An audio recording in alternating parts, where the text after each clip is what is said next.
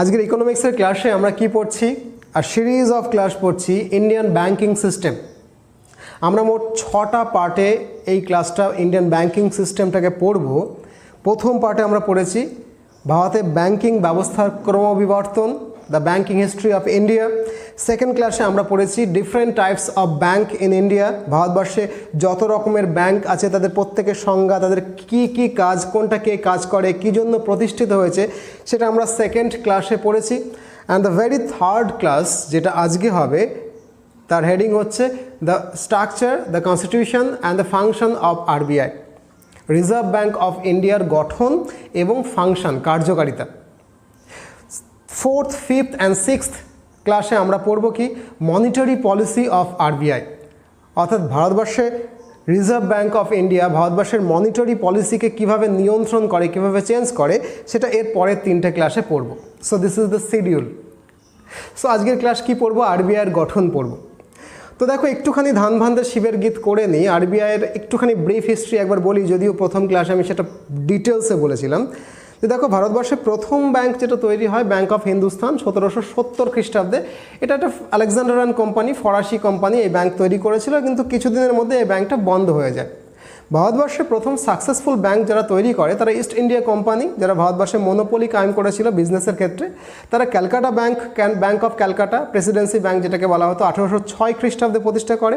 1840 খ্রিস্টাব্দে bank of Bombay প্রতিষ্ঠা করে। 1843 খ্রিস্টাব্দে ব্যাংক অফ মাদ্রাস তৈরি করে।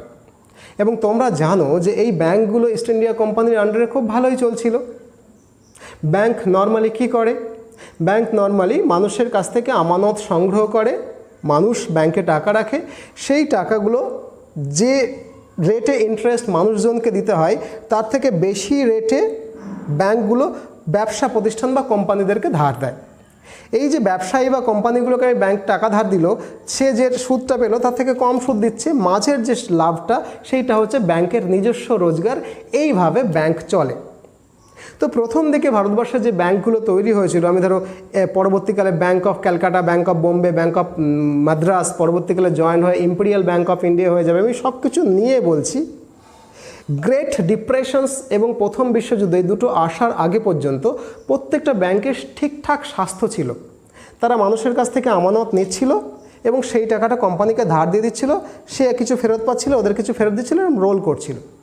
কিন্তু যে ভুলটা ব্যাংকগুলো করছিল, সেই ব্যাংক যে টাকাটা আমানত সংগ্রহ করছে তার 100% তারা ধার দিয়ে দিচ্ছিল, কিছু টাকা নিজের কাছে রিজার্ভ করে রাখছিল না।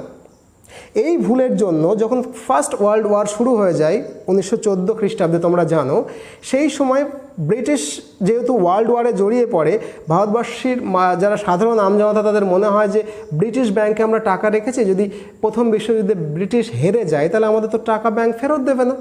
সেক্ষেত্রে তারা 1914 সালের পর থেকে তারা ব্যাংকে গিয়ে হাজির হয় তাদের সমস্ত টাকা ফেরত নিয়ে নেওয়ার জন্য। কিন্তু ততদিনে তো সমস্ত টাকা যেগুলো আমানত সংগ্রহ করেছিল সাধারণ মানুষের কাছ থেকে ব্যাংক, তারা তো বড় বড় কোম্পানিকে ধার দিয়ে দিয়েছে। অতএব তারা টাকা ফেরত দিতে পারছে না, কারণ টাকা তো মার্কেটে খাটছে, তাদের কাছে তো কিছু রিজার্ভ নেই। এই যে রিজার্ভ টাকা নেই, তার জন্য কি হলো, একটার পর একটা ব্যাংক উঠে যেতে শুরু করলো।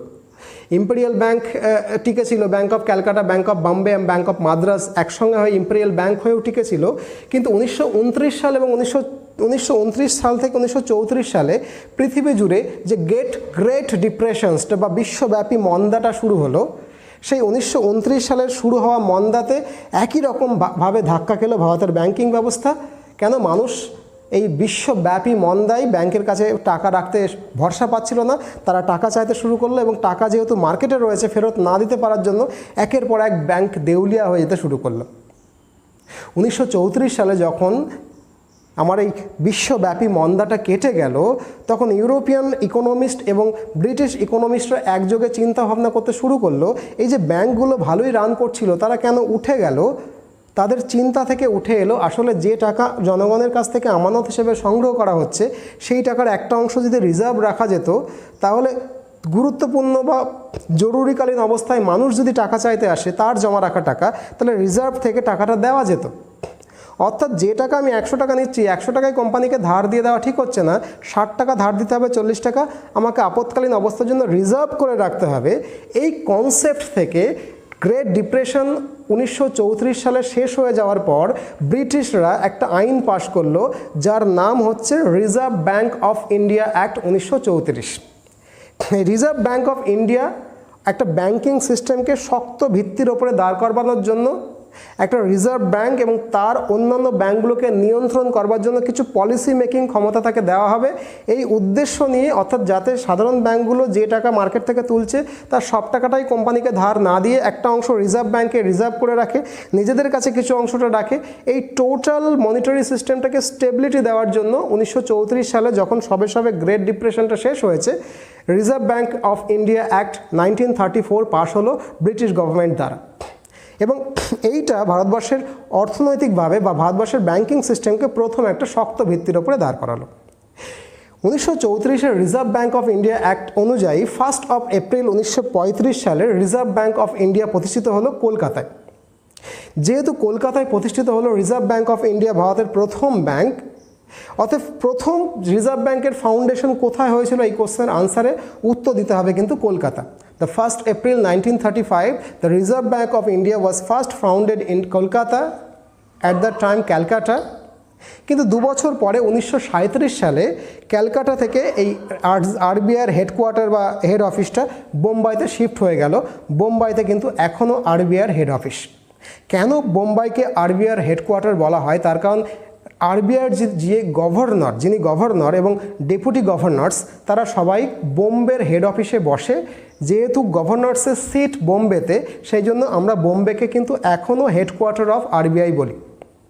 তো বুঝতেই পারছো আরবিআইকে শুরু থেকেই ভারতের কেন্দ্রীয় ব্যাংক হিসাবে তৈরি করা হয়েছিল। 1935 সালের 1 এপ্রিল এটা ফাউন্ডেড হয়েছিল, কিন্তু মাত্র 5% এর যে মূলধন ক্যাপিটাল সেইটা সরকারের ছিল, বাকি 95% কিন্তু এটা বেসরকারি আমানত ছিল।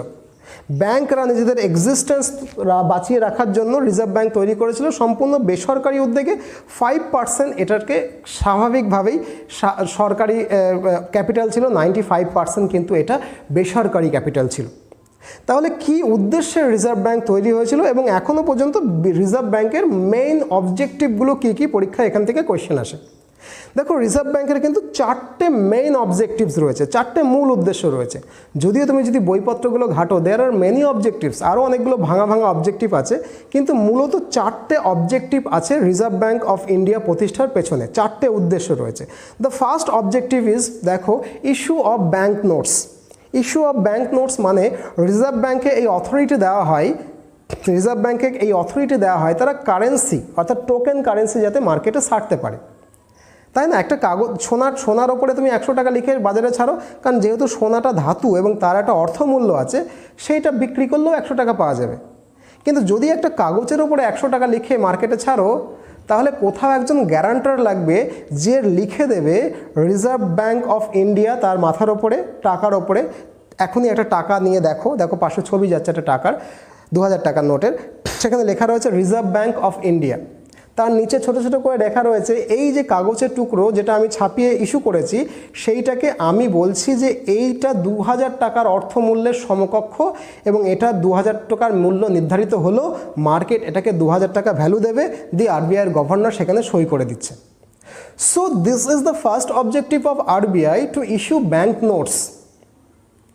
ব্যাঙ্ক নোট অর্থাৎ টোকেন কারেন্সিটাকে ইস্যু করা, এটা কিন্তু আরবিআইয়ের প্রথম এবং প্রধান কাজ। 2 নম্বর অবজেক্টিভ হচ্ছে secure monetary stability of the country. RBI ভারতবর্ষের অর্থনৈতিক ব্যবস্থা, system, monetary and financial stability of the country যাতে রক্ষিত হয়, সরকারের সঙ্গে পরামর্শ করে সেই রকম নীতি নির্ধারণ করে। অর্থাৎ দেশের উন্নয়ন যাতে সাস্টেনেবল হয়, মানুষ যাতে খেতে পায়, দেশের যাতে সার্বিক উন্নয়ন হয়, তার জন্য দেশের মনিটারি সিস্টেমে যে চেঞ্জগুলো নিয়ে আসা দরকার, আরবিআই সেই চেঞ্জগুলো নেয়। কী করে সেটা পরে বলছি। আরবিআই গভর্নমেন্টের সঙ্গে কনসাল্ট করে এটা সিকিওর করতে চায় যাতে দেশের মনিটারি স্টেবিলিটিটা থাকে, অর্থাৎ দেশের আর্থিক স্থিতাবস্থাটাকে সুরক্ষিত করা, with the consultation of the government, সরকারের সঙ্গে আলাপ আলোচনা করে দেশের আর্থিক ব্যবস্থাটাকে সিকিউরিটি দেওয়া, সিকিওর রাখা আরবিআইয়ের কিন্তু অন্যতম প্রধান কাজ। 3 নম্বর কাজ হচ্ছে মেনটেন প্রাইস স্টেবিলিটি। ডালের দাম এখন 100 টাকা কেজি, মসুরের ডাল। আরবিআই দেখবে ডালের দাম যেন কখনোই 120 টাকা না হয়ে যায়, তাহলে পাবলিক খেতে পাবে না। এই যে মূল্য বৃদ্ধি যাতে না হয়, প্রাইসটা স্টেবল থাকে, সেইটা দেখভাল করাটা আরবিআইয়ের কাজ। তুমি জিজ্ঞেস করতে পারো, স্যার ডালের দাম 10 টাকা হবে না 20 টাকা হবে, সেটা আরবিআই কী করে নিয়ন্ত্রণ করবে?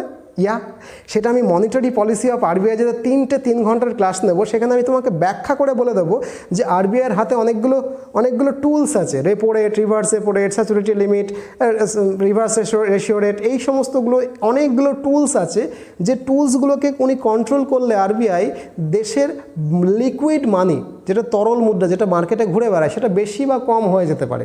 এবং লিকুইড মানিটাকে যদি ব্যাংক নিয়ন্ত্রণ করে ফেলে তার প্যারামিটার বা টুলসগুলো দিয়ে, তাহলে দেশের বাজারে, আমাদের দেশে মার্কেটে ডালের দাম কমতে বা বাড়তে পারে। আমি ডিটেলসে এগুলো তোমাদের মনিটারি পলিসি অফ আরবিআই যখন 3 ঘন্টার ক্লাসে পড়াবো, ডিটেলসে আলোচনা করব, ব্যাখ্যা করে করব। এখন শুধু অবজেক্টিভটা বলছি, আরবিআইয়ের কিন্তু এটা role to maintain the price stability, এটা মেন অবজেক্টিভ। আমি এগুলো ব্যাখ্যা করে বলবো, মেনটেন দ্য প্রাইস স্টেবিলিটি। এখন দেখো, প্রাইস স্টেবিলিটি মানে কিন্তু এরকম নয় যে দাম বাড়া মানে সবসময় খারাপ। নির্দিষ্ট হারে যদি একটু দাম বাড়ে তাহলে উৎপাদন বাড়বে, উৎপাদন বাড়লে দেশের জিডিপি বাড়বে। দাম বাড়া কিন্তু সবসময় খারাপ নয়, কিন্তু দাম বাড়াটা যাতে 2 থেকে 4% মধ্যে থাকে এক বছরে, একটা ফাইন্যান্সিয়াল ইয়ারে, সেই 2 থেকে 4% ইনফ্লেশন, যেটা অর্থনৈতিক শাস্ত্রের পক্ষে ভালো, সেইটুকু দাম বাড়ুক। তার বেশি হয়ে গেলে আমি নিয়ন্ত্রণ করব। এই যে maintain price stability of the commodity in Indian market, সেইটাকে নিয়ন্ত্রণ করা কিন্তু third most important objective of RBI. And the fourth most objective উদ্দেশ্য আরবিআই প্রতিষ্ঠার পেছনে কি? Operate currency and credit system. Bank কাকে কত টাকা ধার দেবে, কোন সেক্টরকে আমরা কত টাকা ধার দেব, ক্রেডিট কত টাকা দেব, কত টাকা দেব না। আচ্ছা, ঋণ খেলাপিকে কি মুক্ত দিয়ে দেবো? আমি নাম করতে চাই না, বর্তমান সরকার আরবিআইকে চাপ দিচ্ছে যে বিশেষ সরকারের নিজের লোকের সংস্থাকে ঋণ খেলাপ করেছে, তাদেরকে মুক্তি দিয়ে দাও। এখন আরবিআই একটা অটোনমাস বডি, তাকে সরকার এভাবে চাপ সৃষ্টি করতে পারে কি পারে না, সেটা আমি লাস্টে গিয়ে আলোচনা করব। কিন্তু সরকার কিন্তু আরবিআইকে চাপ দিয়ে যাচ্ছে যে যারা ঋণ নিয়েছে কিন্তু সরকারের নিজেদের চেনা পরিচিত, তাদের ঋণটাকে মুক্ত করে দাও, ঋণ খেলাপ করেছে ঠিক আছে ছেড়ে দাও, ক্ষমা করে দাও। এই ব্যাপারে সরকার নাকি চাপ দিচ্ছে, আমি কিন্তু বিতর্ক করছি না, নাকি চাপ দিচ্ছে খবরে প্রকাশ। এই রকমের চাপ কি দেওয়া যায় সেটা আমি পরে বলবো, কিন্তু আরবিআই এটা কন্ট্রোল করছে যে কে ঋণ খেলাপ করলো তাকে ধরো, শাস্তি দাও, কাকে কত টাকা ঋণ দেবে। ঠিক আছে, ঋণ দেওয়ার ক্ষেত্রে কোনো একটা ব্যাংকের লিমিট করে দেওয়া, একে এত বেশি ঋণ দেবা না। সেই সমস্ত ক্রেডিট, কোম্পানি ক্রেডিট, রাষ্ট্র ব্যবস্থায় যদি কোনো বড় সংস্থা ক্রেডিট বা ঋণ নিতে চায়, তাহলে সেইটা পুরোটাকে নিয়ন্ত্রণ করা, এটা কিন্তু মূল অবজেক্টিভ অফ আরবিআই। আরবিআই মূলত এই 4টে অবজেক্টিভ উপরে বেস করে তৈরি হয়েছিল। দেয়ার আর মেনি রোলস, ফাংশনগুলো যখন ব্যাখ্যা করবো তখন বলছি। এখন এই যে আরবিআই চালায় কারা? প্রধানমন্ত্রী কি দেশের প্রধানমন্ত্রী বা অর্থমন্ত্রীকে আরবিআইকে চালায় না। মাথায় রাখতে হবে আরবিআই হচ্ছে একটা অটোনমাস বডি। এই অটোনমাস বডি যেটা 1935 সালে আমার একটা প্রাইভেট সেক্টর ছিল, 1949 সালে জওহরলাল নেহরুর গভর্নমেন্টের আমলে সরকার গভর্নমেন্ট অফ ইন্ডিয়া অ্যাক্ট 1949 দ্বারা পুরো আরবিআইটাকে ন্যাশনালাইজ করে ফেলেছে। এই যে সম্পূর্ণ আরবিআইটাকে ন্যাশনালাইজ করে ফেললাম, তাহলে এটা এখন সরকারি একটা প্রতিষ্ঠান। কিন্তু সরকারি প্রতিষ্ঠান হলেও এটা একটা অটোনমাস বডি, যার একজন ডিরেক্টর থাকবে এবং ম্যাক্সিমাম 4 জন ডেপুটি যার একজন গভর্নর থাকবে এবং ম্যাক্সিমাম 4-এর বেশি নয়, ম্যাক্সিমাম 4 জন ডেপুটি গভর্নর থাকবে। এই গভর্নর এবং ডেপুটি গভর্নররা মিলে একটা সেন্ট্রাল বোর্ড অফ ডিরেক্টরস গঠন করবে। সেই সেন্ট্রাল বোর্ড অফ ডিরেক্টরস, একজন গভর্নর, এখন 3 জন ডেপুটি গভর্নর রয়েছে, তারা মিলে এই অটোনমাস বা স্বস্বাধীন সংস্থা আরবিআইকে পরিচালনা করবে। কিন্তু মাথায় রাখতে হবে এই যে গভর্নর বা ডেপুটি গভর্নর, তাদের প্রত্যেককেই কিন্তু অ্যাপয়েন্ট করবে গভর্নমেন্ট, নমিনেট করবে গভর্নমেন্ট ফর দি 4 ইয়ার্স। কিন্তু তার কিছু স্বাধীনতা আছে, আর এই স্বাধীনতার জন্যই গভর্নমেন্ট বা প্রধানমন্ত্রী বা অর্থমন্ত্রীর সঙ্গে আরবিআইয়ের ডিরেক্টর গভর্নরদের বহু সময় খুব টাসেল হয়েছে। এই টাসেল সহ্য না করতে পেরে অনেক গভর্নর পদত্যাগ করে দিয়েছে। তার একটা লম্বা ইতিহাস আছে। আমাকে যদি জিজ্ঞেস করো যে আরবিআই কি স্বয়ং অটোনমাস বডি, তাহলে উত্তরটা হচ্ছে yes, officially by constitution RBI is a autonomy body, কিন্তু আরবিআইয়ের ওপরে সরকারের একটা নিয়ন্ত্রণ আছে। আর এই নিয়ন্ত্রণটা কতখানি থাকবে তার জন্য একাধিক সময়ে আরবিআইয়ের যারা গভর্নর তাদের সঙ্গে সরকার পক্ষের বারবার টাসেল হয়েছে, একাধিক এক্সাম্পলস রয়েছে। আমি পরে লাস্টে গিয়ে ব্যাখ্যা করব অটোনমি কতটুকু আছে, কতটুকু সরকারের নিয়ন্ত্রণে আছে। তাহলে আরবিআইয়ের কনস্টিটিউশন কি, একজন গভর্নর থাকবেন, আর বর্তমানে মোট 4 জনের বেশি হবে না, বর্তমানে 3 জন ডেপুটি গভর্নর থাকবে, যারা মিলে সেন্ট্রাল বোর্ড অফ ডিরেক্টরস গঠন করবে, তারা আরবিআইকে অটোনমি বডি হিসেবে চালাবে। বর্তমানে ভারতবর্ষের যে আজকের দিনে 2020 সালে যেদিন আমি ভিডিও করছি, জুলাই মাসে, এই দিনে আমাদের গভর্নর অফ আরবিআইয়ের নাম হচ্ছে শক্তিকান্ত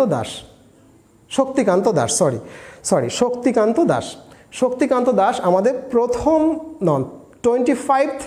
25তম গভর্নর। প্রথম গভর্নর হচ্ছেন ওএস স্মিথ, আর ইনি হচ্ছেন 25তম গভর্নর। তার মানে আর আগে 24 জন গভর্নরশিপ কিন্তু করে গেছেন। ইনি অ্যাপয়েন্টেড হয়েছেন, অর্থাৎ গভর্নমেন্ট অফ ইন্ডিয়া দ্বারা। ইনি একজন রিটায়ার্ড আইএএস অফিসার, বিভিন্ন ফাইন্যান্সিয়াল সেক্টরে কাজ করার এনার দীর্ঘদিনের অভিজ্ঞতার বেসিসে ভারত সরকার, মোদি গভর্নমেন্ট নাম করে দিলাম, শক্তিকান্ত দাস আসাম ক্যাডারের আইএএস অফিসার শক্তিকান্ত দাসকে 25তম গভর্নর অফ আরবিআই হিসাবে নিযুক্ত করা হয় 12 ডিসেম্বর 2018 সাল। 12/12/2018 ইনি অ্যাপয়েন্টেড হয়েছেন। টিল ডেট অবধি ইনি গভর্নর আছেন। 3 জন যে ডেপুটি গভর্নর আছেন তাদের নাম বিপি কানুনগো, মহেশ কুমার জৈন এবং মাইকেল পাত্র। আজকের দিন পর্যন্ত এই 3 জন হচ্ছে ডেপুটি গভর্নর রয়েছে ভারতবর্ষের আরবিআই। এখন প্রথমেই দেখো বলেছিলাম যে আরবিআইটা 1935 সালে government of India RBI act 1934 অনুযায়ী 1 এপ্রিল 1935 যেদিন প্রতিষ্ঠা হলো কলকাতায়, সেই দিন এইখানটাতে সরকার বা ইস্ট ইন্ডিয়া কোম্পানি বা ব্রিটিশের অংশীদারিত্ব ছিল মাত্র 5%, 95% ছিল প্রাইভেট ওনারশিপ। কিন্তু 1949 সালে আমি বলেছি 1 জানুয়ারি 1949 সালে 1 জানুয়ারি একটা আইন হয়, তার আইনটার নাম public ownership act. Public ownership act 1948 দ্বারা আরবিআইকে কেন্দ্রীয় সরকার অধিগ্রহণ করে নেয় এবং আরবিআই কেন্দ্রীয় সরকারের অধীনস্থ সংস্থায় পরিণত হয়, যদিও এটা অটোনমাস। এবং যেহেতু আরবিআইটা 1 এপ্রিল প্রতিষ্ঠা হয়েছিল, সেখানে 1 এপ্রিল থেকে 31 মার্চ 1 এপ্রিল থেকে 31 মার্চ আমাদের দেশে সাধারণত অর্থনৈতিক বছর বা ফাইন্যান্সিয়াল ইয়ার হিসেবে ধরা হয়। কিন্তু এইখান থেকে একটা কথা বলে নেওয়া দরকার, আরবিআইয়ের যে আর্থিক বছর, সেই আরবিআইয়ের আর্থিক বছর কিন্তু 1 এপ্রিল থেকে 31 মার্চ নয়। রিজার্ভ ব্যাংকের আর্থিক বছর কিন্তু 1 জুলাই থেকে 30 জুন পর্যন্ত। আর একবার, রিজার্ভ ব্যাংকের ফাইন্যান্সিয়াল ইয়ার শুরু হয় 1 জুলাই, 30 জুন এটা শেষ হয়। কিন্তু সাধারণ ব্যাংকগুলোর আর্থিক বছর ফাইন্যান্সিয়াল ইয়ার বা আমাদের গভর্নমেন্টের বা আমাদের অফিস কাছারির ফাইন্যান্সিয়াল ইয়ার হয় 1 এপ্রিল, 31 মার্চ। ক্লিয়ার হলো? আরবিআইয়ের প্রথম গভর্নরের নাম কি বলেছিলাম? আরবিআইয়ের প্রথম গভর্নরের নাম হচ্ছে ওএস স্মিথ। ওএস স্মিথ একজন ব্রিটিশ ইকোনমিস্ট ছিলেন। আরবিআইয়ের প্রথম ভারতীয় গভর্নরের নাম কি? ভারতীয় গভর্নরের নাম সিডি দেশমুখ। সিডি দেশমুখ ভারতীয় governor, 1 Indian governor of RBI. আর বর্তমান যে শক্তিকান্ত দাস টিল ডেট পর্যন্ত 25তম গভর্নর, তিনি হচ্ছেন 25তম গভর্নর আরবিআই। এই টুকরো তথ্যগুলো আমি বলে দিচ্ছি। আর বর্তমানে আরবিআইয়ের আর একটা কথা যেটা পরীক্ষার সময় আসে, যদি এটা রিপিট হচ্ছে, আরবিআইটা প্রতিষ্ঠিত হয়েছিল কলকাতায় এবং 2 বছর পরে 1937 সালে কলকাতা থেকে এটা মুম্বাইতে শিফট হয়ে গেছে। এখন এই যে শক্তিকান্ত দাস বা তার ডেপুটি গভর্নর যারা, তারা কিন্তু সিট করে, বসে কোথায়? হেড অফিস কোথায়? মুম্বাইতে। তাহলে Mumbai is the present head office of RBI. Okay, এখন আরবিআই কী কাজ করে? আরবিআই প্রথমে বলে দিয়েছি 4টে অবজেক্টিভ ছিল। সেই 4টে অবজেক্টকে আমি মোটামুটি ভেঙে চুরে বলছি। দেখো, আরবিআইয়ের মূল যে কাজটা সেটা হচ্ছে মনিটারি পলিসি গ্রহণ করা। দেশের আর্থিক স্থিতি বা মনিটারি স্টেবিলিটি যাতে থাকে, প্রাইস বা কমোডিটির দাম যেন আকাশ ছোঁয়া না হয়ে যায়, অথচ একটা সাস্টেনেবল ইনফ্লেশন যেটা দেশের জিডিপির পক্ষে ভালো, সেইটুকু দাম বাড়ে। এই গোটা ব্যাপারটা পলিসির মাধ্যমে, মনিটারি পলিসির মাধ্যমে আরবিআই নিয়ন্ত্রণ করে এবং আরবিআইয়ের এটা মূল ফাংশন। 1934 সালের গভর্নমেন্ট অফ আরবিআই অ্যাক্ট অনুযায়ী যখন আরবিআই তৈরি হয়েছিল তখনও কিন্তু তার সেম প্রিন্সিপাল ছিল, কিন্তু সেই দিন থেকে মে মাস 2016 সাল অবধি এই প্রিন্সিপালের ওপরে বেস করেই আরবিআই দেশের মনিটারি পলিসি তৈরি করছিল, যাতে দেশের অর্থনৈতিক স্বাস্থ্য ঠিক থাকে, দ্রব্যমূল্যের বৃদ্ধি আকাশছোঁয়া না হয়ে যায়, অথচ একটা বৃদ্ধি হয় যাতে করে জিডিপি বাড়ে, অর্থাৎ দেশের সার্বিক মনিটারি সিস্টেম যাতে সুস্বাস্থ্য থাকে তার, সেইটার জন্য একটা পলিসি তারা তৈরি করছিল 1934 থেকে 2016 মে অবধি। কিন্তু 2016 মে মাসে ভারত সরকার একটা নতুন অ্যামেন্ডমেন্ট করে, আরবিআই অ্যাক্ট 1934-এর আইনে একটা নতুন সংবিধান সংশোধনী করে, অ্যামেন্ডমেন্ট অ্যাক্ট আনে। সেই অ্যামেন্ডমেন্ট অ্যাক্ট অনুযায়ী সেকশন 45ZB, আরবিআই অ্যাক্ট 1934-এর সেকশন 45ZB-তে একটা তথ্য ঢোকানো হয়, যে সেখানে বলা হয় একটা monetary policy committee MPC form হবে। সেই মনিটারি পলিসি কমিটি কিন্তু দেশের মনিটারি পলিসিকে নিয়ন্ত্রণ করবে, দেশের আর্থিক স্বাস্থ্যের জন্য পলিসি ইন্ট্রোডিউস করবে। তাহলে তুমি বলবে স্যার আগে পর্যন্ত কি হতো না? আগে হতো, কিন্তু এটা স্ট্যাটুটরি হলো, মানে কি বিধিবদ্ধ একটা ভিত্তি থাকলো, সরকার একটা আইন জুললো যাতে করে এটা একটা বিধিবদ্ধ হয়, মানে একটা লেখাপড়া হলো। মানে বিয়েটা ভালোবেসে হয়েই গেছিলো, সেই অনুযায়ী আমার বউ আমার নামে সিঁদুর পরতো, আজকে করলাম কি রেজিস্ট্রি করলাম। তাহলে কি এতদিন আমার বউ ছিল না? নিশ্চয়ই আমার নামে তো সিঁদুর পরতো, অগ্নিসাক্ষী করে আমি তাকে বিয়ে করেছি। তাহলে আজকে কি হলো? আজকে লেখাপড়া হলো। আজকে থেকে ওর কাছে একটা কাগজ গেল, ও আগে বলতো আমি ওর বউ, আজকে বলবে আমি ওর বউ, but by law of court. তাহলে 2016 সালের মে মাসে যে অ্যামেন্ডমেন্ট হলো, তাতে মনিটারি পলিসি কমিটি ফর্ম হওয়ার আগেও আরবিআই মনিটারি পলিসি নিত, কিন্তু 2016 মে মাসের পরে আরবিআই এই মনিটারি পলিসি নেয় মনিটারি পলিসি কমিটির মাধ্যমে। আর মনিটারি পলিসি একটা কমিটি, যেটা আরবিআই অ্যাক্ট 1934-এ সংযোজন হয়েছে, যে এই কমিটিটা বানানো হবে এবং এই কমিটি বিধিবদ্ধভাবে লেখাপড়া করে সরকারের দ্বারা বিধিবদ্ধভাবে দেশের মনিটারি পলিসিকে নিয়ন্ত্রণ করবে। ক্লিয়ার হলো কি হলো না? এই মনিটারি পলিসি নিয়ন্ত্রণ করবার জন্য তাহলে এখন অ্যাট প্রেজেন্ট আরবিআইয়ের মনিটারি পলিসি নিয়ন্ত্রণ করে কে? উত্তর হচ্ছে এমপিসি বা মনিটারি পলিসি কমিটি, যেটা প্রতিষ্ঠিত কবে হয়েছে? 2016 সালে মে মাসে। ক্লিয়ার? এবং এটা কেন তৈরি হয়েছে? এটা তৈরি হয়েছে, দেখো লেখা যাচ্ছে, it was created to bring transparency and accountability in deciding monetary policy. অর্থাৎ আমি যে মনিটারি পলিসি দেশের জন্য নিচ্ছি তার ট্রান্সপারেন্সি, মানে খাতায় কলমে লিখে একটা স্বচ্ছতা আনার জন্য, এবং অ্যাকাউন্টেবিলিটি বিশ্বাসযোগ্যতা আনার জন্য আমার এমপিসি কাজ করছে। And MPC determines the policy interest rate required to achieve the inflation target. অর্থাৎ আমার দেশের কোনো কমোডিটির দাম কতটুকু বাড়লে সেটা দেশের জিডিপির জন্য স্বাস্থ্যের পক্ষে ভালো, সেইটা বছরের প্রথমে একটা টার্গেট ফিক্সড করা হবে, যে 4% কি 5% বৃদ্ধি আমরা করব, দাম আমাদের বাড়বে। সেই অনুযায়ী যে পলিসি মেকগুলো করব, আমার যে repo rate, reverse repo rate, এই যে নিয়ন্ত্রণকারী টুলসগুলো আরবিআইয়ের হাতে রয়েছে, সেইগুলোকে সে নিয়ন্ত্রণ করবে। এই নিয়ন্ত্রণের পলিসিকে তৈরি করছে এমপিসি তৈরি করছে। এই এমপিসি কি করছে? বছরের শুরুতে একটা টার্গেট করছে, যে ইনফ্লেশন রেটটা আমার কত % হবে, সেই টার্গেট অনুযায়ী বছর ভোর এটাকে তদারকি করছে এবং এই কার্যকারিতাগুলোকে দেখছে, যে পলিসি আমরা নিয়েছি সেই পলিসি ঠিকঠাক কার্যকারী হচ্ছে কিনা, সেই কাজটাকে করছে এমপিসি বা মনিটারি পলিসি কমিটি। ক্লিয়ার হলো কি হলো না? এখন এই বুঝতে পারছো, এই মনিটারি পলিসির এক্স অফিসিও চেয়ারম্যান, বুঝতেই পারছো, গভর্নর অফ আরবিআই হবে। ঠিক আছে? এই যে কমিটি আছে, সেইখানে 3 members are from RBI and 3 are selected by government, 3 members are from RBI and 3 are selected from government. 3 জন অর্থনীতিবিদকে পাঠাবে, আরবিআই থেকে 3 জন যাবে, 6 জন হলো, তার একজন চেয়ারম্যান থাকবেন। এই এক্স অফিসিও চেয়ারম্যান হচ্ছেন আরবিআই, যিনি গভর্নমেন্ট, তিনিই পদাধিকার গলে এই কমিটির চেয়ারম্যান হবে। ক্লিয়ার হলো কি হলো না? তাহলে এই যে বছরের শুরুতে আমি একটা টার্গেট ফিট করলাম, আমার ইনফ্লেশনটা এত % থেকে এত % মধ্যে হবে, তাহলে স্যার এখন আজকের ডেটে কি আমাদের কোনো আরবিআইয়ের দ্বারা নির্দিষ্ট হয়ে যাওয়া, টার্গেটেড হয়ে যাওয়া কোনো ইনফ্লেশন রেট রয়েছে? নিশ্চয়ই রয়েছে। This is 4%, -2 to +2। অর্থাৎ যে জিনিসের দাম 100 টাকা ছিল, বছর শেষে 31শে মার্চ পরের বছর 31শে মার্চের মধ্যে তার দাম 2 টাকা কমে 98 টাকা হতে পারে, অথবা 2 টাকা বেড়ে 102 টাকা হতে পারে। এই 4% ইনফ্লেশনটাকে কিন্তু এমপিসি টার্গেট করে ফেলেছে এবং এই টার্গেট অনুযায়ী মনিটারি পলিসি চেঞ্জ করছে। যদিও করোনা পরিস্থিতিতে সমস্ত কিছু ঘেটে গেছে, এমপিসি যতই একটা টার্গেট নেই সেই সমস্ত টার্গেটগুলো ঘেটে ঘুটে গেছে। এখন বুঝতে পারছো এই যে আরবিআই মনিটারি পলিসি এমপিসি দ্বারা নেয়, মনিটারি পলিসির কোন প্যারামিটারকে কিভাবে চেঞ্জ করলে ইনফ্লেশন রেটটা কিভাবে বাড়ে, জিডিপির সঙ্গে কিভাবে সেটা সম্পর্কিত, এই ক্লাসে সেটা আমি বলছি না। এই পুরো কথাটা এমপিসির কার্যকলাপটা কিভাবে নিয়ন্ত্রণ করে আমি তুলে রাখলাম মনিটারি পলিসি অফ আরবিআইয়ের জন্য যে 3 ঘন্টার 3টে ক্লাস আছে সেই ক্লাসে আলোচনা করব বলে। সো ডোন্ট আস্ক মি যে স্যার এই ক্লাসে বলে দিন। এই ক্লাসটা আমি শুধু ফাংশন বলছি, গঠন বলছি। আরবিআইয়ের আর কি কাজ আছে? আরবিআইয়ের কাজ হচ্ছে নিয়ন্ত্রণ করা, কন্ট্রোল করা।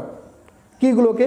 ভারতবর্ষে নতুন কোনো ব্যাংক খোলা হবে কিনা, ভারতবর্ষে কোনো ব্যাংক তার আরও বেশি শাখা তৈরি করবে কিনা, কোনো ব্যাংককে আমরা জুড়ে দিয়ে নতুন কোনো একত্রিতভাবে কোনো ব্যাংকের সঙ্গে কোনো ব্যাংক জুড়ে দেবো কিনা, অর্থাৎ ব্যাংকগুলোর পুনর্গঠন, একত্রীকরণ, নতুন ব্যাংকের ব্রাঞ্চ খোলা, নতুন ব্যাংক তৈরি, অর্থনীতিতে টাকার যোগান বজায় রাখবার জন্য ব্যাংকগুলোর ওপরে নতুন নতুন আইন কানুন চাপিয়ে দেওয়া, এই সমস্ত কন্ট্রোল লেভেল কাজ, নিয়ন্ত্রণমূলক কাজ কে করে?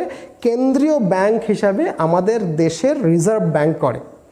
এখন তুমি বলবে স্যার দেশে নতুন ব্যাংক খোলা গেলে কি আরবিআই করতে পারে? আরবিআই তো করতেই পারে। নর্মালি আরবিআই দেশে নতুন কোনো ব্যাংক তৈরি করবার সময় আরবিআইয়ের গভর্নর ছিলেন এই রকম কোনো মানুষ যিনি x governor of RBI, normally সচরাচর তার নেতৃত্বে একটা কমিটি গঠন করেন। সেই কমিটি খতিয়ে দেখে যে দেশে যে সংস্থা ব্যাংক তৈরি করতে চাইছে সেই সংস্থা ব্যাংক তৈরি করার যোগ্য কিনা, আর যদি তৈরি করে তাহলে দেশের অর্থনীতিতে উন্নতি হবে কিনা। ঠিক আছে, তাহলে সেই কমিটির রিপোর্ট মোতাবেক সরকারের সঙ্গে আলোচনা করে আরবিআই নতুন ব্যাংক ফর্ম করতে পারে। একটা এক্সাম্পল দিলাম, নরসীমা কমিটি। নরসীমা বুঝতে পারছেন একজন x governor of reserve bank ছিলেন। বিমল জালান কমিটি গঠিত হয়েছিল, বন্ধন ব্যাংকে যারা পারমিশন দিয়েছিল, Bimal Jalan committee. Bimal Jalan x governor of RBI ছিলেন। ক্লিয়ার হলো? নর্মালি এই প্রসিডিউরে নতুন ব্যাংক খোলা হয়। অথবা এরকম কমিটি যদি বলে যে অনেকগুলো ব্যাংকে, বা সরকার যদি বলে অনেকগুলো ব্যাংকে পাঞ্জাব ন্যাশনাল ব্যাংকের সঙ্গে জুড়ে দাও, যেমন বর্তমানে UBI, United bank of India, Punjab national ব্যাংকের সঙ্গে জুড়ে গেছে। এইটা কে? সরকার বলেছে। কাকে? আরবিআইকে বলেছে। আরবিআইটা কি মানতে বাধ্য? মানতে বাধ্য নয়, কিন্তু আরবিআই সরকারের কথা মতো চলে, এইভাবেই সরকার সেটাকে নিয়ন্ত্রণ করে। সেটা লাস্টে বলছি। আরবিআই ইজ অটোনোমাস বডি, দেশের আর্থিক নিরাপত্তার কথা ভেবে সে কাজ করবে। সরকার সবসময় তাকে নিয়ন্ত্রণ করতে পারে না, কিন্তু সরকার নিয়ন্ত্রণ করে ফেলে। কেমন? যেমন ইউবিআইকে জুড়ে দেওয়া হয়েছে পাঞ্জাব ন্যাশনাল ব্যাংকের সঙ্গে। এইটা কে করেছে? আরবিআই করেছে। অর্থাৎ আরবিআই নতুন কোনো ব্যাংক তৈরি, নতুন কোনো ব্যাংকের শাখা তৈরি, ব্যাংকিং ব্যবস্থার প্রসার, ব্যাংকিং ব্যবস্থার সংকোচন, ব্যাংকিং ব্যবস্থার পুনর্গঠন, ব্যাংকিং ব্যবস্থার একত্রীকরণ, অর্থনীতিতে টাকার যোগান বাড়ানো, অর্থনীতির লিকুইড মানি কমিয়ে দেওয়া, তার জন্য ব্যাংকের ওপর নতুন করে আইন চাপানো, নতুন কোনো পলিসি চাপানো, এর সমস্ত কিছুকে করে। এই যে নিয়ন্ত্রণটা সে করছে, এই নিয়ন্ত্রণটা দুরকমভাবে করা যায়। একটা হচ্ছে কোয়ান্টিটেটিভ ক্রেডিট কন্ট্রোল মেথড আছে, অর্থাৎ পরিমাণগত ঋণ নিয়ন্ত্রণ পদ্ধতি। আর একটা হচ্ছে যে কোয়ালিটেটিভ ক্রেডিট কন্ট্রোল মেথড আছে, গুণগত ঋণ নিয়ন্ত্রণ পদ্ধতি। এখন কোয়ান্টিটেটিভ ক্রেডিট কন্ট্রোল মেথডের সাহায্যে এই দেশের অর্থনীতিতে লিকুইড মানি বা খরচযোগ্য টাকার পরিমাণ কী করে বাড়ানো যায়, কমানো যায়, সেটা কি স্যার আপনি এই ক্লাসে বলবেন? না, এই ক্লাসে আমি বলবো না। মনিটারি পলিসি অফ আরবিআই যে 3 ঘন্টার ক্লাস আছে, 3টে 1, 2, 3, সেইখানে আমি বলে দেবো যে কোয়ান্টিটেটিভ ক্রেডিট কন্ট্রোল মেথড কী করে কাজ করে, qualitative method credit control method কী করে কাজ করে, আরবিআই কীভাবে দেশের অর্থনীতিতে লিকুইড মানির পরিমাণটাকে নিয়ন্ত্রণ করে, এই দুটো পদ্ধতির সাহায্যে I will discuss in details in that class, not today. Clear হলো কি হলো না? নেক্সট হচ্ছে, হাঁপিয়ে যাচ্ছি, regulatory and supervisory of the financial system of the country. দেশের সার্বিক অর্থনীতির ওপরে সদা দৃষ্টি রাখা আরবিআইয়ের গভর্নরের বা আরবিআইয়ের গভর্নিং বডির কাজ। দেশের কি পলিসি আরবিআই যদি নেয় তাহলে দেশের অর্থনীতি ধসে যাওয়ার বদলে চাঙ্গা হবে, সেইটার সদা সচেষ্ট থাকা, সদা দৃষ্টি রাখা, এবং তার জন্য regulators and supervisory power, financial সিস্টেমকে কন্ট্রোল করবার জন্য দেশের কার কাছে রয়েছে? আরবিআইকে রয়েছে। ঠিক আছে, এবং সেই প্যারামিটারগুলোকে চেঞ্জ করে দেশের ফাইন্যান্সিয়াল ক্রাইসিসকে কী করে মেটানো যায়।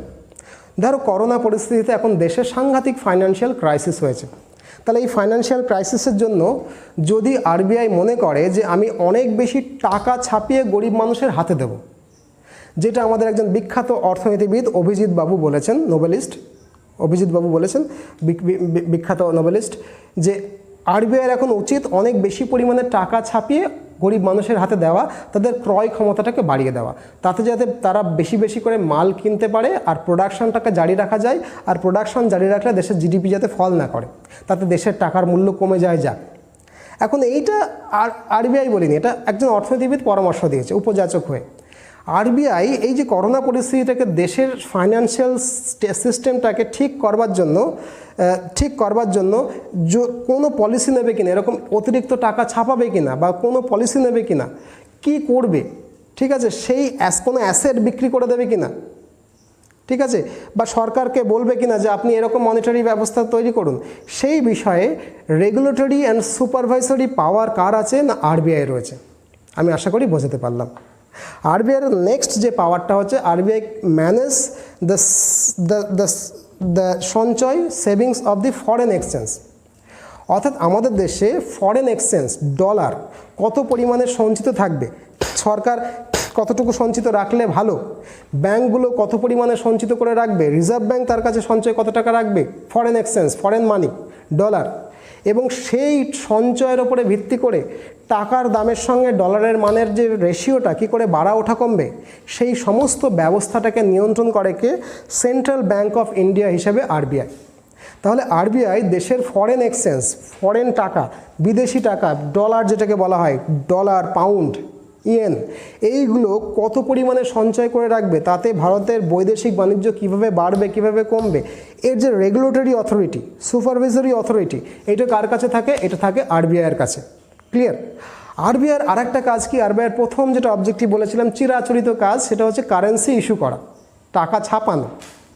দেখো আরবিআই 1 টাকার নোট এবং সকল প্রকার কয়েন, খুচরো পয়সা ব্যতীত সমস্ত কারেন্সিটাকে ছাপানোর একমাত্র অধিকারী হলো আরবিআই। আরবিআই টাকা ছাপানোর মাধ্যমে ভারতের সমস্ত আর্থিক বাজারকে নিয়ন্ত্রণ করে এবং আরবিআই সমস্ত বাণিজ্যিক ব্যাংকগুলোকে, বোঝা গেল, ঋণ প্রদান করার ব্যাপার স্যাপারগুলোকেও নিয়ন্ত্রণ করে। বোঝা গেল কথাটা, যে কতটুকু কারেন্সি ছাপানো হবে, সেই কতটুকু কারেন্সি কিভাবে কোন ব্যাংকে দেওয়া হবে, সেই সমস্ত যে কারেন্সি সিস্টেমটাকে সেটা নিয়ন্ত্রণ করে কে করে, আরবিআই। এই যে কোন টাকা কখন ছাপানো হবে সেটা আমি তোমাকে একটু পরে বলছি।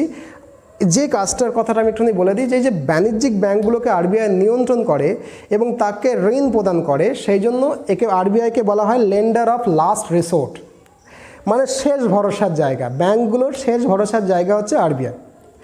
আরবিআই কেন্দ্রীয় সরকারের ব্যাংকার হিসেবেও কাজ করে। আরবিআই কেন্দ্রীয় সরকারকেও ঋণ দিতে পারে, কেন্দ্রীয় সরকারের টাকাও নিজের কাছে জমা রাখতে পারে। অর্থাৎ কেন্দ্র সরকারের যে ব্যাংক যদি দরকার হয়, কেন্দ্র সরকার কোথায় টাকা রাখবে, কেন্দ্র সরকারের ব্যাংকার, ব্যাংক হিসাবে কেন্দ্র সরকারকে প্রয়োজনীয়ভাবে ঋণ দেওয়া, কেন্দ্র সরকারের টাকা নিজের কাছে গচ্ছিত রাখা, সেইটা কিন্তু আরবিআইয়ের নিজস্ব কাজ, এগুলো আরবিআইয়ের নিজের কাজ। আরবিআইয়ের আরেকটা কাজ কি, দেশের স্বর্ণ ভাণ্ডার এবং বৈদেশিক মুদ্রার তহবিলকে রক্ষা করা এবং নিয়ন্ত্রণ করা।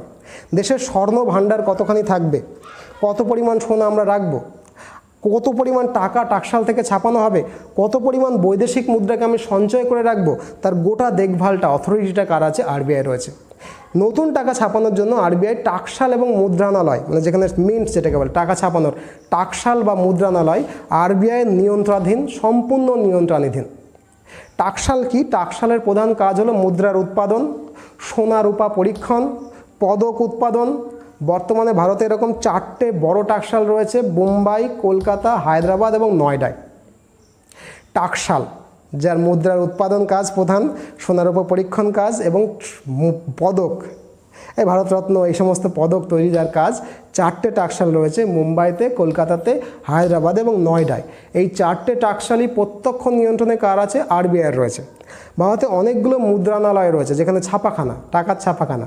বর্তমানে ভারতে এরকম 7টা মুদ্রণালয় রয়েছে যেগুলো সকল প্রকার কাগজি মুদ্রা, পেপার কারেন্সি ছাপা হয়। প্রথম 1 2 3 4 করে বলছি, সবগুলো ইম্পর্টেন্ট নয়। প্রথমটা হচ্ছে নাসিকে কারেন্সি নোট প্রেস, যেটাকে বলে নাসিক কারেন্সি নোট প্রেসে 10 টাকা 50 টাকা 100 টাকা নোট ছাপা হয়। ওকে, কারেন্সি নোট প্রেস নাসিকে 10 টাকা 50 টাকা এবং 100 টাকার নোট, কাগজি নোট ছাপা হয়। Bank note press Dewas, DEWAS, bank note press Dewas, Dewas একটা জায়গার নাম, এখানে 20 50 100 500 টাকার নোট ছাপা হয়। 3 নম্বর হচ্ছে bank note paper mill Mysore, bank note paper mill Mysore 2010 সালে 13ই অক্টোবর 2010 সালে 13ই অক্টোবর সম্পূর্ণ অত্যাধুনিক যন্ত্রপাতি নিয়ে এখানে এই মুদ্রণালয়টি বা ছাপাখানাটা স্থাপিত হয়েছে। এখানে মূলত 500 টাকা এবং 2000 টাকার নোট ছাপানো হয়। শালবনীতে, ওয়েস্ট বেঙ্গলের শালবনীতে প্রিন্টিং প্রেস শালবনী রয়েছে। এই পশ্চিমবঙ্গ কিন্তু অত্যাধুনিক মেশিনারিজ দিয়ে এখানে নোট ছাপানো হয়। সিকিউরিটি পেপার মিল যেটাকে বলা হয়, 500 টাকা এবং 2000 টাকার নোট এখানে ছাপানো হয় শালবনীতে, ওয়েস্ট বেঙ্গলে। 5 নম্বর হচ্ছে India security press Nashik, India security press Nashik, নাসিকে দুটো বললাম, এটা দ্বিতীয়। ডাক টিকিট, অন্যান্য ticket, coated stamp, SBI cheque, ঋণপত্র, কিষাণ বিকাশ পত্র, পাসপোর্ট সমস্তগুলো মুদ্রিত হয় কি ইন্ডিয়ান সিকিউরিটি প্রেস নাসিকে। 6 নম্বর হচ্ছে সিকিউরিটি প্রিন্টিং প্রেস হায়দ্রাবাদ। দাক্ষিণাত্যের রাজ্যগুলোর জন্য হায়দ্রাবাদে যে সিকিউরিটি প্রিন্টিং প্রেস রয়েছে, সেখানে দাক্ষিণাত্য যাবতীয় ডাক টিকিট, সমস্ত উৎপাদন শুল্ক যেগুলো স্ট্যাম্প টিকিট, সেগুলো ছাপানো হয় মূলত দক্ষিণ ভারতের জন্য। নেক্সট 7 নম্বর হচ্ছে সিকিউরিটি পেপার মিল হোশাংবাদে, এখানে ব্যাংক নোট এবং উচ্চ মূল্যের স্ট্যাম্প পেপার মুদ্রণের জন্য প্রয়োজনীয় কাগজপত্র উৎপন্ন হয়। এই যে 7টা মুদ্রণালয়, 4টে টাকশাল সম্পূর্ণটাকে নিয়ন্ত্রণ করে, অফিসিয়ালি বৈধভাবে নিয়ন্ত্রণ করে কে? রিজার্ভ ব্যাঙ্ক অফ ইন্ডিয়া, আমাদের গভর্নর শক্তিকান্ত দাস এবং তার গভর্নিং বডি। ওকে, কেবলমাত্র 1 টাকার নোট এবং সকল কয়েন মুদ্রা, খুচরো মুদ্রা বাদ দিয়ে বাকি সমস্ত কাগজের মুদ্রা করে কে? RBI করে। ওকে, RBI যে কাগজের নোটটাকে ছাপায়, সেই কাগজের নোটের ওপরে লিখে দেয় রিজার্ভ ব্যাঙ্ক অফ ইন্ডিয়া, এবং সেখানে লিখে দেয় যে 2000 টাকা একটা ছাপ্পা দেওয়ার পরে বলে দেয়, আমি প্রমিস করছি যে এই কাগজটার মূল্য 2000 টাকা এবং এর বদলে 2000 টাকার সামগ্রী পাওয়া যাবে বলে সেখানে নিচে গভর্নর অফ RBI সই করে দেয়। দেখো একটা ছবি যাচ্ছে।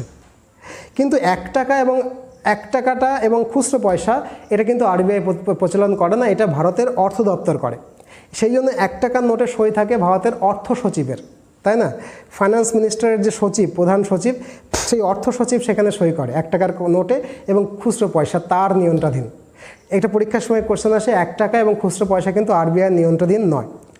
RBI এই সমস্ত কাজগুলো মূলত তার সহযোগী ব্যাংক RBI SBI বা স্টেট ব্যাঙ্ক অফ ইন্ডিয়ার সাহায্য নিয়ে মূলত করে। সমস্ত কাজ RBI নিজের হাতে করে না, তার সহযোগী ব্যাংক স্টেট ব্যাঙ্ক অফ ইন্ডিয়ার সাহায্যে RBI এই সমস্ত কাজগুলোকে করে থাকে। রিজার্ভ ব্যাংকের আরেকটা কাজ হচ্ছে উন্নয়নমূলক কাজ করা। উন্নয়নমূলক কাজ মানে কি? যদি দেশের শিল্প তৈরির দরকার হয়, দেখো আমাদের রিসেন্ট একজন মোদী সরকার আত্মনির্ভর পলিসি গ্রহণ করছে, তো আত্মনির্ভর পলিসি এটাকে দেশে মেটেরিয়ালাইজ করবে কে? রূপ দেবে RBI তার পলিসির মাধ্যমে।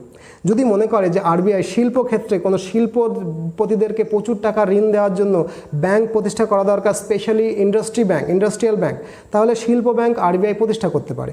এই রকম দেশের শিল্পকে এগিয়ে নেওয়ার জন্য একাধিক শিল্প ব্যাংকের আগেও RBI প্রতিষ্ঠা করেছে, যেমন IDBI, যেমন SIDBI, যেমন এক্সিম ব্যাংক। এগুলো সব শিল্প ব্যাংক RBI দেশের শিল্পের উন্নতির জন্য তৈরি করেছে। RBI যদি মনে করে দেশের কৃষিটাকে উন্নতি করবার জন্য দেশে কৃষি ব্যাংক তৈরি করা দরকার, তাহলে RBI দেশে কৃষি ব্যাংকও তৈরি করেছে এর আগে, যেমন NABARD, একটা মস্ত বড় কৃষি ব্যাংক, যেটা কিন্তু RBI দেশের কৃষি ব্যবস্থার উন্নতি করবার জন্য তৈরি করেছে। RBI দেশের ব্যাংকিং সিস্টেমটাকে নিয়ন্ত্রণ করবার জন্য মুদ্রাস্ফীতির হার, সুদের হার, সেভিংসে কত টাকা সুদ দেওয়া হবে, বিনিয়োগ করলে কত টাকা সুদ দেওয়া হবে, এই সমস্ত কিছুকে নিয়ন্ত্রণ করার জন্য স্ট্যাটিস্টিক্যাল অর্গানাইজেশন যেগুলো ভারতবর্ষে রয়েছে, সেই স্ট্যাটিস্টিক্যাল অর্গানাইজেশনের কাছ থেকে ডেটা সংগ্রহ করে এবং সেই ডেটার ওপরে বেস করে RBIর গভর্নররা এবং ইকোনমিস্টরা পলিসি মেক করে যাতে উন্নয়ন কিভাবে দেশের হয়। মুদ্রাস্ফীতি কতটা হচ্ছে, কতটা নিয়ন্ত্রণ করব, কতটা মুদ্রাস্ফীতি হতে দেবো, কতটা ব্যাংক রেট রাখবো, কতটা সেভিংস রেট রাখবো, বুড়োকালে পেনশনের টাকাটা যে রেখেছি সেই টাকায় ওই লোকের চলার ব্যবস্থা করব, নাকি সব বেসরকারিকরণ করে দেবো। এই যে নীতি নির্ধারণের ব্যাপারটা করে কে? RBI। কিন্তু RBI ডেটাগুলো কোথায় পায়? দেশে যে স্ট্যাটিস্টিক্যাল অর্গানাইজেশনসগুলো রয়েছে, সেই স্ট্যাটিস্টিক্যাল অর্গানাইজেশনের কাছ থেকে দেশের এই ডেটাগুলোকে RBI সংগ্রহ করে। আরবিআই আরও অনেকগুলো কাজ করে, জানো তো, আরবিআই আরও অনেকগুলো কাজ করে। তার মধ্যে আমি বললাম যে আরবিআই হচ্ছে গভর্নমেন্টের ব্যাংকার, সেন্ট্রাল গভর্নমেন্টের ব্যাংকার, আবার স্টেট ব্যাংক গভর্নমেন্টেরও ব্যাংকার। স্টেট গভর্নমেন্ট অবশ্য ধার দেনা সেন্ট্রাল গভর্নমেন্টের কাছেই করে, সেন্ট্রাল গভর্নমেন্ট ধার দেনা রিজার্ভ ব্যাংকের কাছে করে। কিন্তু সেন্ট্রাল গভর্নমেন্টকে এড়িয়ে স্টেট গভর্নমেন্ট, মমতা বন্দ্যোপাধ্যায়ের সরকার কিন্তু রিজার্ভ ব্যাংক থেকে ধার ফার নিতে পারে, অসুবিধা নাই। স্টেট গভর্নমেন্টেরও কিন্তু ব্যাংকার, ঠিক আছে। রিজার্ভ ব্যাংক কীভাবে কাজ করে? রিজার্ভ ব্যাংক সবসময় এমনভাবে কাজ করে যাতে দেশের অর্থনীতির প্রতি দেশের মানুষের বিশ্বাসটা বজায় থাকে। অর্থাৎ এমনভাবে পলিসি অ্যাডপ্ট করো যাতে দেশের অর্থনীতির ওপরে, দেশের অর্থনৈতিক কাঠামোর ওপরে দেশের নাগরিক ভরসা করে। তার জন্য কি করতে হয়? সে জাল টাকা যাতে না হয় তার জন্য ব্যবস্থা গ্রহণ করে, সিকিউরিটি বাড়িয়ে দেয়, আরও অনেক পলিসি নেয়। অর্থাৎ আরবিআইয়ের লাস্ট যে কথাটা আমি বললাম, this is the very important thing. আরবিআইয়ের যে সবচেয়ে বড় রোল, যেটাকে বলা হবে নৈতিক কর্তব্য, সেটা হলো দেশের মানুষের, বিদেশের মানুষের, বিদেশের কোম্পানিগুলোর, বিদেশের যে সমস্ত কোম্পানি আমাদের দেশে অর্থ লগ্নি করেছে তাদের সবার যাতে ভারতের অর্থ ব্যবস্থার প্রতি ট্রাস্ট থাকে, বিশ্বাস থাকে, সেই অনুযায়ী দেশের সাস্টেনেবল ডেভেলপমেন্টের কথা মাথায় রেখে আরবিআই পলিসিকে তৈরি করে। এখন আরবিআই যে পলিসি তৈরি করে, তাহলে আরবিআই কি পুরো স্বাধীনভাবে পলিসি তৈরি করে? দেখো, লেখাপড়া বা আইনিভাবে আরবিআই তো হচ্ছে অটোনমাস বডি, স্বাধীন একটা বডি। কিন্তু under section 7 of RBI act পড়ছি, হ্যাঁ, under section 7 of RBI act, the central government may from time to time give such directions to the RBI as it may, after consultation with the governor of the bank, consider necessary in the public interest. Moreover, there is no legal act mandating autonomy of RBI. অর্থাৎ আরবিআইয়ের অটোনমিতে হস্তক্ষেপ করতে পারে এই রকম কোনো আইন সরকারের কাছে নেই। কিন্তু দেশের সরকার দেশের আর্থিক স্থিতিশীলতার কথা মাথায় রেখে দেশের বিভিন্ন ব্যাংকিং কর্তাদের সঙ্গে কথা বলে, শিল্পপতিদের সঙ্গে কথা বলে যদি কোনো পলিসি নেওয়ার হয় তাহলে আরবিআইকে বলতে পারে, আরবিআই সেই পলিসি নেয়। কিন্তু সত্যি কথা হচ্ছে এই পলিসি সরকার বলে আর আরবিআই নেয় না, তাদের মধ্যে সংঘর্ষ হয়। এটা একটা দীর্ঘ ইতিহাস ভারতবর্ষে রয়েছে। বহু গভর্নর এই সরকারের চাপের কাছে নতি স্বীকার করে পদত্যাগ করে দিয়েছে। সরকার সবসময় চায় আরবিআইয়ের নীতিকে নিয়ন্ত্রণ করতে, আরবিআই চায় আরবিআই সরকারের নিয়ন্ত্রণের বাইরে থাকতে। সেই জন্য বারবার সরকার তার নিয়ন্ত্রণে থাকবে এই রকম গভর্নরকেই পছন্দ করে। আমি বলতে চাই না, কিন্তু লোকে বলে, নিন্দুকেরা বলে এই শক্তিকান্ত দাস নাকি মোদির কথায় ওঠা বসা করার মতো একজন গভর্নর। এই জন্যই আগে বিমল যারা ছিল, উজ্জিত প্যাটেল বা রঘুরাম রাজন, তাদের সঙ্গে মোদি গভর্নমেন্টের টাসেল হতে হয়েছে, ওদেরকে সরিয়ে দেওয়া হয়েছে, ওরা পদত্যাগ করেছে। মোদি সরকার নিজে নিয়ন্ত্রণ করতে পারবে এই রকম একজন রিটায়ার্ড আইএস অফিসার শক্তিকান্ত দাসকে বসিয়েছে। নিন্দুকেরা এটা বলে, আমি কিন্তু কিছু বলিনি। আরবিআই একটা অটোনমাস বডি, সে পলিসি নিজের স্বাধীন মতো নিয়ন্ত্রণ করে। সরকার পরামর্শ দিতে পারে, পরামর্শ মানতে আরবিআই বাধ্য নয়। কিন্তু কার্যক্ষেত্রে কি ঘটে তোমরা খুব ভালোই বুঝতে পেরেছো। আশা করি বুঝলে ব্যাপারটা পরিষ্কার করে। আমি যেটা বললাম, যেটা বলার, যে এই যে কথাগুলো শুনলে আমি তো গল্পের মতো করে বলে গেলাম। বাকি 3খানা ক্লাসে আমি মনিটারি পলিসি অফ আরবিআই নিয়ে আরও অনেক কথা বলবো, ভেঙে চুরে ব্যাখ্যা করব, সেগুলো দেখো, নিজের মতো করে নোট বানাও। আমি তোমাদের টেলিগ্রাম চ্যানেলে একটা নোট দিয়ে দিয়েছি, সেই নোটের সাহায্য নিয়ে আমার ক্লাসটাকে করে নিজের মতো করে একটা নোট বানিয়ে ফেলো, যেটা তোমার মেন্সের পরীক্ষার আগে খুব কাজে আসবে। আর একটা অ্যানাউন্সমেন্ট, ভিডিওটা ভালো লাগলে hit the like and make a comment. আর যদি মনে হয় না আমাকে ফলো করবে, ডেসক্রিপশন বক্সে দেখো আমার ফেসবুক লিঙ্ক, টেলিগ্রাম চ্যানেলের লিঙ্ক সব দেওয়া আছে, জয়েন করে যাও। আর আমাদের নতুন ব্যাচ তৈরি হচ্ছে, সেই নতুন ব্যাচে যদি জয়েন করতে চাও তো এখানে একটা ফোন নাম্বার আছে, সেই ফোন নাম্বারে ফোন করে এখনই নতুন ব্যাচে জয়েন করে যাও আমার ক্লাসগুলো পাওয়ার জন্য। খুব ভালো থাকো, খুব নতুন ভিডিওতে খুব শীঘ্রই আবার তোমাদের সঙ্গে খুব তাড়াতাড়ি দেখা হচ্ছে এই আশা করি। ভালো থাকো, ঠিকঠাক করে পড়াশোনা করো।